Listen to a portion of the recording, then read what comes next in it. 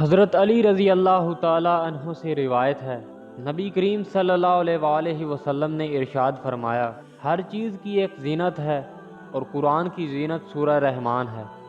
مفتی احمد یار خان نعیمی رحمۃ اللہ علیہ فرماتے ہیں، چند وجہ سے سورہ رحمان کو قرآن کی دلہن زینت فرمایا گیا۔ اس صورت میں اللہ تعالیٰ کی ذات و صفات کا ذکر ہے اور ذات و صفات پر اعتقاد ایمان کی زینت ہے۔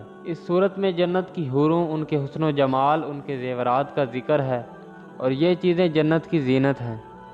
اس صورت میں آیت مبارکہ فَبِأَيِّ آلَاءِ رَبِّكُمَا تُكَذِّبَانِ 31 جگہ ارشاد ہوا، اس سے صورت کی زینت زیادہ ہو گئی۔ دنیا و آخرت کی کامیابی۔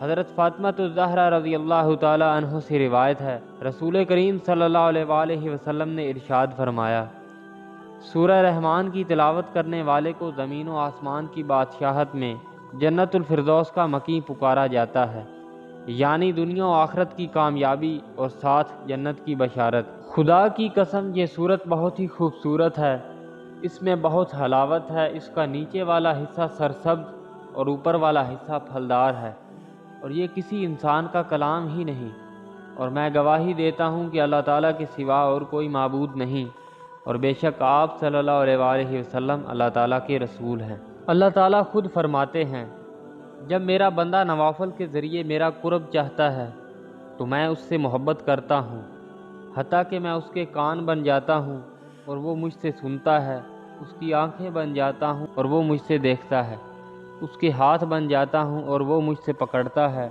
وہ مانگتا ہے تو میں اس کو عطا کرتا ہوں، اور جب میرے پاس پناہ چاہتا ہے تو میں اس کو پناہ دیتا ہوں۔